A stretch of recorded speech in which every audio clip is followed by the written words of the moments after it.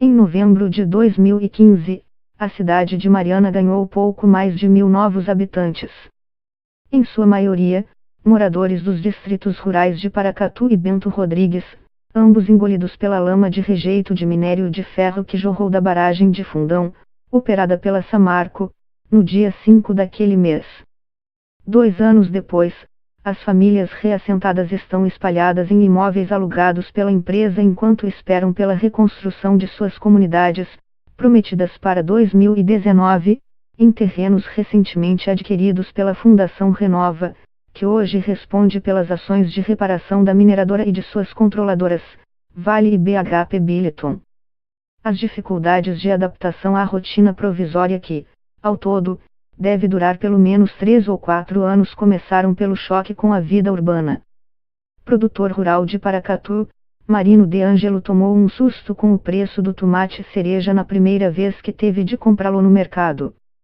Nossa Senhora, eu dava esse trem pros outros de balde, diz ele, que conseguiu ser realocado em Águas Claras, a 50 minutos de Mariana, e voltou a cultivar sua horta com a esposa, Maria do Carmo, e a criar porcos e cabras. Para os que permaneceram na sede, a grande maioria, as mudanças profundas no cotidiano incluem a relação às vezes conflituosa com os 45.000 marianenses.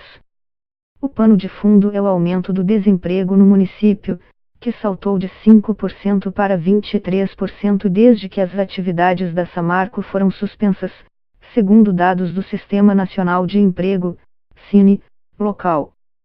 Para efeitos comparativos, na capital, Belo Horizonte, o salto foi de 9% em 2015 para 13,9% no primeiro semestre deste ano, conforme o IBGE. Uma minoria fora da realidade enxerga que eles são responsáveis pelo que aconteceu, a interrupção das operações da mineradora, disse a Notícias Brasil o prefeito Duarte Júnior, PPS. A grande maioria da população, ele acrescenta, reconhece o sofrimento das famílias dos distritos rurais reassentadas na sede. O rompimento da barragem de Fundão matou 19 pessoas. Os 34 milhões de metros cúbicos de rejeito de minério desceram 55 quilômetros pelo rio Gualacho do Norte até o rio do Carmo e outros 22 até o rio Doce. O vazamento soterrou os distritos rurais de Bento Rodrigues, Paracatu e Gesteira e invadiu a cidade de Barra Longa, a 60 quilômetros de Mariana. A avalanche de lama percorreu 663 quilômetros de cursos d'água e atingiu 39 municípios em Minas Gerais e no Espírito Santo, o maior desastre ambiental do país. De um ano para cá começaram a aparecer de forma esparsa no comércio de Mariana cartazes de apoio à retomada das atividades da empresa, que atuava há 44 anos na região e respondia por 89% da arrecadação do município, entre tributos pagos diretamente e recolhidos de forma indireta.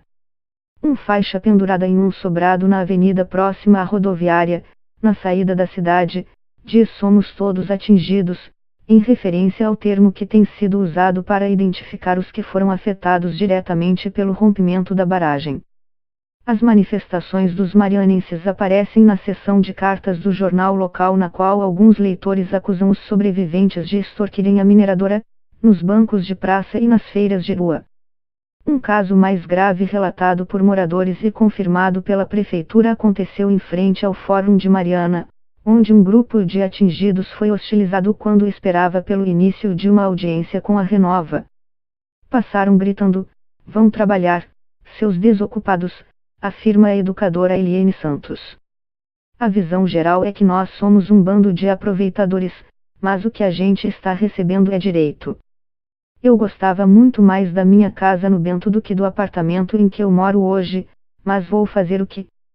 Não tenho alternativa. Eles acham que a gente está com muito dinheiro, que está muito bem, diz Mônica Quintão, do sofá que ocupa boa parte da sala do pequeno apartamento em que vive no centro de Mariana. Ela sente a perda do convívio diário com os vizinhos e lembra com carinho da cachoeira que ficava a uma caminhada de sua casa e da mangueira que fazia sombra para ela e para a mãe depois do almoço. Aqui a gente não tem vida social, é do trabalho para casa. Os moradores dos distritos que desapareceram embaixo da lama estão habituados a dar entrevistas, especialmente nas semanas que antecedem o aniversário da tragédia. Ainda assim, 2 anos depois, muitos se emocionam ao falar sobre perder e sobre esperar. O presidente da Renova, Roberto Vac, diz ver com tristeza as dificuldades de adaptação e afirma que a fundação tem buscado melhorar as condições de vida dos atingidos, com a criação de um centro de convivência em Mariana e a manutenção de suas festividades e manifestações culturais. A geração de empatia, contudo, é algo sobre o qual a gente não tem controle, ele acrescenta. As vítimas recebem, através do auxílio emergencial, um salário mínimo por mês, mais 20% por dependente e o valor de uma cesta básica. Das indenizações, que ainda estão sendo negociadas, foram antecipados pagamentos de R$ 10.000 às famílias que tinham residência de uso eventual nos distritos atingidos, R$ 20.000 às que perderam a casa em que moravam e R$ 100.000 aos parentes de desaparecidos ou mortos. Eliane Santos viu a Escola Municipal Bento Rodrigues ruir diante do paredão de lama como se suas colunas fossem feitas de farinha. No dia 5 de novembro de 2015, ela assistiu ao soterramento do lugar em que nasceu do alto de um morro, para onde levou às pressas 58 alunos que estavam em sala quando ela, diretora, foi avisada sobre o rompimento da barragem. Na semana seguinte, os cerca de 100 alunos foram alocados na Escola Dom Luciano, em Mariana, e recebidos com faixas e manifestações de apoio. A relação, entretanto, foi se deteriorando ao longo do tempo e os alunos da escola, depois de alguns meses, chamavam as crianças de fora pejorativamente de pés de lama. Os meninos do Bento tinham uma estrutura toda montada a favor deles, recebiam ajuda, atenção, presentes. Isso pode ter causado ciúmes, é normal, contemporiza a diretora. Em maio deste ano, a Escola Municipal Bento Rodrigues ganhou sede própria. A despedida na Dom Luciano, ao contrário do último ano, foi leve, com festa e homenagens. No início é acolher, depois, conviver. Não é fácil. Nós queremos o retorno da mineração, diz o prefeito de Mariana, após ressalvar que a cidade deseja que os culpados pelo desastre sejam punidos. A Samarco era a maior pagadora de impostos do município. Sem as atividades da empresa, ele afirma, a arrecadação despencou de uma média mensal de R$ 27 milhões em 2015 para R$ 16 milhões neste ano. Em crise financeira, a prefeitura tem dificuldade para prestar serviços básicos e vem tomando medidas sucessivas de redução de despesas.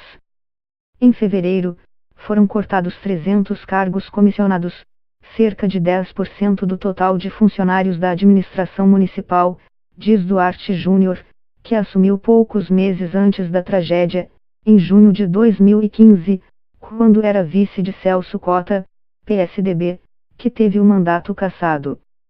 Nós passamos do ciclo do ouro para o ciclo do minério. Nunca nos preparamos para viver sem a mineração. Desde o ano passado a empresa vem tentando obter as licenças ambientais para voltar a operar.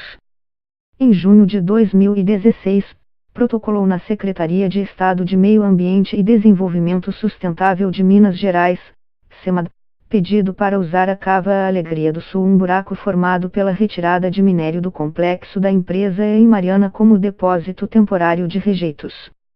No último mês de setembro, entrou com pedido de liberação de licença de operação corretiva.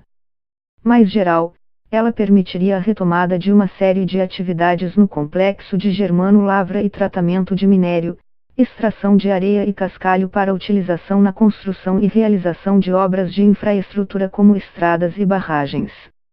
À época, a SEMAD informou que não há prazo para a conclusão das análises dos estudos apresentados pela empresa e que o prazo legal é de 1 ano, descontados os eventuais pedidos de novos estudos.